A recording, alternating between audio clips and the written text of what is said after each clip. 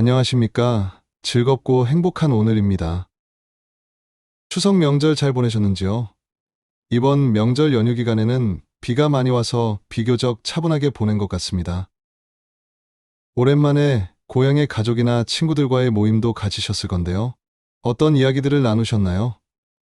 제 경우 친구들과의 모임에서 돈 버는 이야기, 연금, 자녀들 이야기가 나왔고, 그 중에 순자산 10억이 있으면 상위 10%에 포함된다는 내용으로 많은 이야기가 오갔습니다. 돈이 중요하고 관심이 많이 가는 것은 부정할 수가 없는 것 같습니다. 평소에는 말수가 적던 친구도 돈 이야기가 나오니 제법 많은 이야기를 하는 것을 보니까 말이죠. 그럼 본론으로 들어갑니다. 최근 국내의 각종 금융기관 및 연구소에서 발표하는 통계 자료를 보면 가구당 순자산 10억 원은 대략 상위 10% 이내의 자산가 그룹에 속하는 기준선으로 언급됩니다. 순자산이란 내가 가진 모든 자산에서 모든 부채를 뺀 실제 내 몫의 재산을 의미합니다. 순자산 10억 원 상위 10%라는 숫자는 분명히 우리 사회에서 성공적인 재정 관리를 해왔다는 사회적 증거라고 말할 수 있을 것입니다. 물론 동의 못하시는 분들도 계실 겁니다. 서울의 아파트값 평균이 10억 원을 초과했으니까요. 이 수치들은 전국의 데이터를 기반한 것으로 이해하시면 되겠습니다. 이 금액은 평생 성실한 근로소득과 현명한 투자를 통해 획득한 결과물이며 50대 이상의 중장년층에게는 더더욱 자랑스러운 결과입니다. 이 그룹에 속한다는 것 자체가 엄청난 노력과 희생을 의미합니다.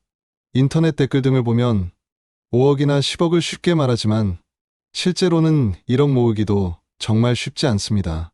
하지만 문제는 10억 원이면 상위 10%라는 숫자가 주는 심리적 안정감과 실제 경제적 안정감 사이의 괴리에서 발생합니다. 사람들은 이 숫자를 달성하면 노후가 보장되었다는 착각에 빠지기 쉽습니다. 우리는 여기서 통계의 숨은 의미를 냉철하게 바라봐야 합니다. 10억 순자산이 있어도 역시 돈에 쪼들리는 노후를 맞이할 수가 있는 것이죠.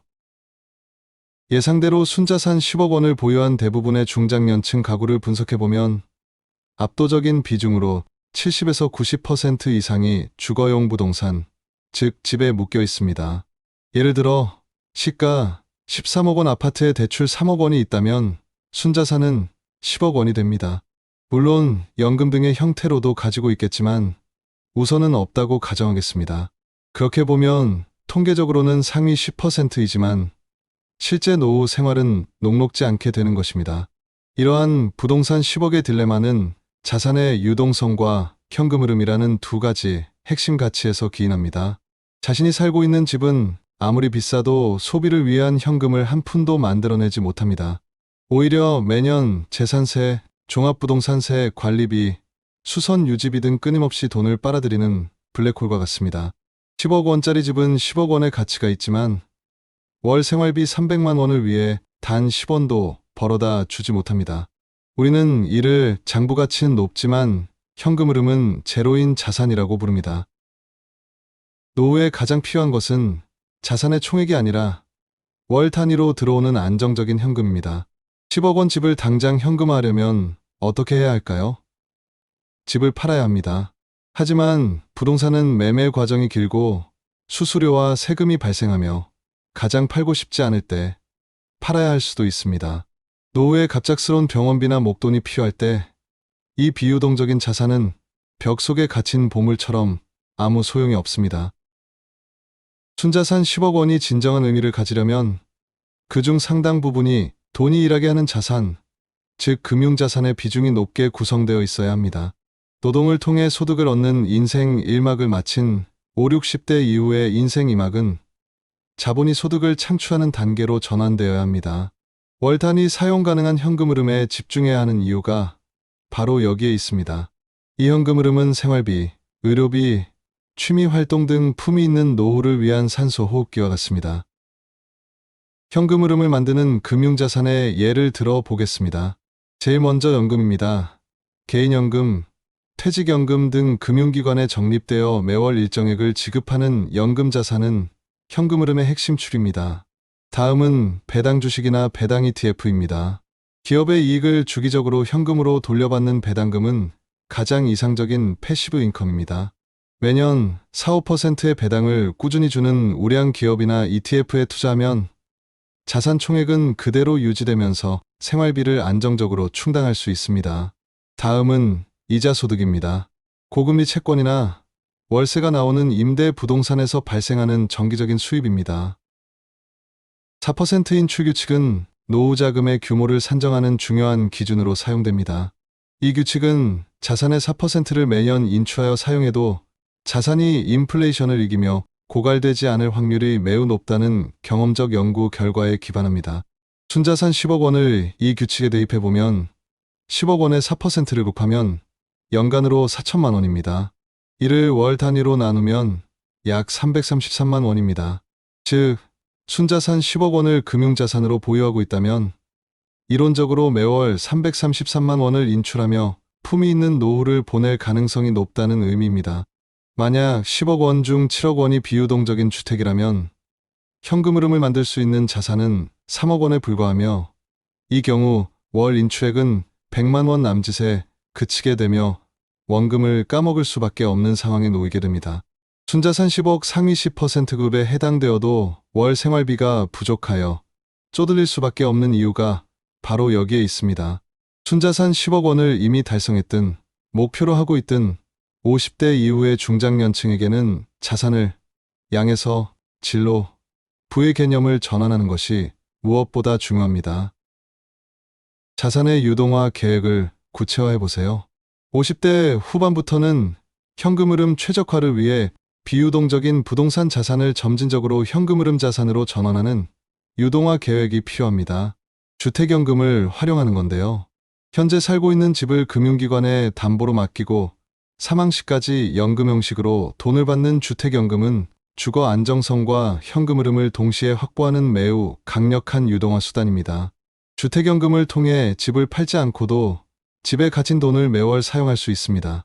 최근 몇 년간 주택연금의 신청 건수가 꾸준히 늘어나고 있다고 합니다.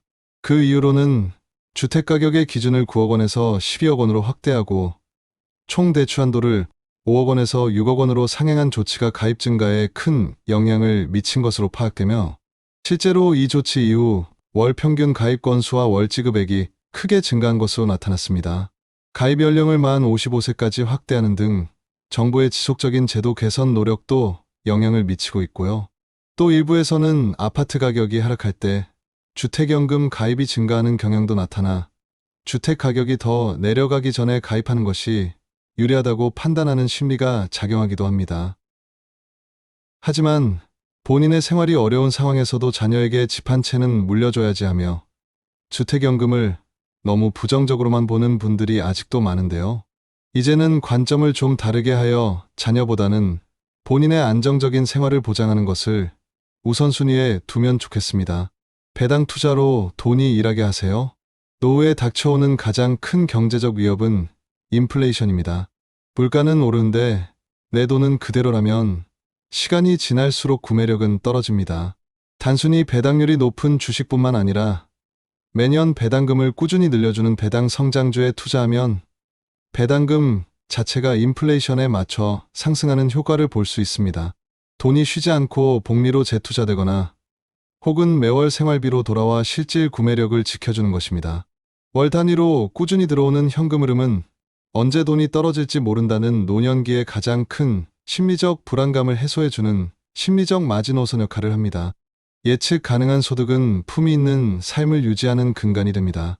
50대 이후의 재테크는 공격적인 투자로 수익률을 높이는 것보다 변동성이 낮은 자산으로 자산을 지키는 것에 집중해야 합니다. 인생 후반전에서는 잃지 않는 투자가 곧 이기는 투자입니다. 나이에 맞춰 주식 비중을 줄이고 ETF나 채권 및 현금성 자산의 비중을 높여야 합니다. 경제 상황이 어려울 때를 대비해 현금성 자산을 1년치 생활비 이상으로 확보하는 것도 중요한 방어 전략입니다. 단기적인 시장의 변동에 일희일비하지 않고 장기적인 관점에서 우량 자산을 꾸준히 보유하는 현금 흐름 기반 투자 철학을 확립해야 합니다. 마무리입니다. 10억 원이라는 숫자보다 월 현금 흐름에 집중해야 합니다. 순자산 10억 원이라는 숫자가 상징하는 바는 결코 적지 않지만 이 숫자는 단지 여러분이 현금 흐름을 창출할 수 있는 잠재력을 보여줄 뿐입니다. 이 잠재력을 현실의 안정적인 생활로 바꾸어주는 것은 오직 월 단위의 사용 가능한 현금 흐름입니다. 진정한 경제적 자유와 품위 있는 노후는 얼마를 가지고 있느냐가 아니라 매월 얼마를 안정적으로 쓸 수 있느냐에 달려 있습니다. 지금 가지고 있는 자산이 당신을 위해 실제로 일하고 있는지, 돈을 벌어오는 시스템이 구축되어 있는지 냉철하게 점검해야 합니다. 현금 흐름이 보장이 될 때에야 진정한 은퇴 생활, 즉 경제적 걱정 없이 자신의 삶을 주체적으로 이끌어갈 수 있는 인생 이막의 자유를 누릴 수 있을 것입니다. 끝까지 들어주셔서 감사합니다. 구독, 좋아요는 영상 제작에 큰 힘이 됩니다. 즐겁고 행복한 오늘 보내시기 바랍니다. 감사합니다.